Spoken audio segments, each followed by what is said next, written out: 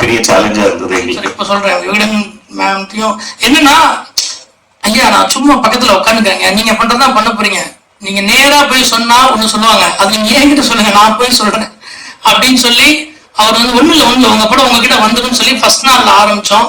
அப்படியே கொஞ்சம் கொஞ்சம் கொஞ்சம் கொஞ்சமா அந்த படத்தை அவர் கையில கொடுத்துட்டு ரொம்ப ஜாலியா போய் நான் ஒரு மாமன் ஒரு படம் பண்ணிட்டு வந்தேன், வாரண்ட்னு ஒரு சீரியஸ் பண்ணிட்டு வந்தேன்.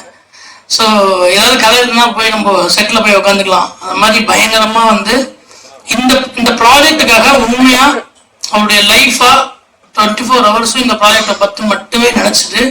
அவர் லைஃப்ல அவர் சொன்ன மாதிரி அவர் வாழ்க்கை மாறணுன்றது அவர் ஆல்ரெடி மாறிடுச்சு. அவருடைய உழைப்பு வந்து ஃப்ரேம்ல தெரியுது. ரொம்ப ரொம்ப ரொம்ப மிகப்பெரிய இடத்துக்கு வருவீங்க ஐயா. யார் என்ன சொன்னாலும் சரி. நான் எப்பவுமே எனக்கு ஒரு பழக்கம், என்கிட்ட ஒரு நாள் பேசினாலும் அவர் நமக்கு ரொம்ப நாள் பழக்கமான மாதிரி நான் எப்பவுமே பேசுவேன். அப்படிதான் இப்பயும் என் டீம்னு அவர் சொன்ன மாதிரி ஒரு மேன்ஷன் இருக்குதான், உண்மைதான். எனக்குன்னு ஒரு பெரிய டீம் இருக்கு. அந்த டீம்ல லட்சுமி சொன்ன போய் அவர் வராரோ இல்லையோ நாங்க சேர்த்துக்கிட்டோம். எப்பயுமே அவருக்கு ஞாபகம் இருக்காதுன்னு தெரியல, நான் போய் அவர்கிட்ட ஒரு 10 வருஷத்துக்கு முன்னாடி போய் எனக்கு ஒரு கதை டெவலப் பண்ணி கொடுங்க நான் போய் நின்னேன்.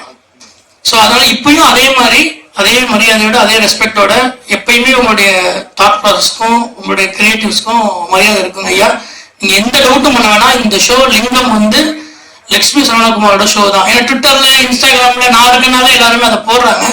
இந்த அளவுக்கு படம் எடுக்கலாம் நமக்கு அறிவு கிடையாது, சும்மா அப்படி ஒரு சின்ன ஒரு சப்போர்ட் தான். அடுத்து பிரதீப் சாருக்கு தேங்க்ஸ்.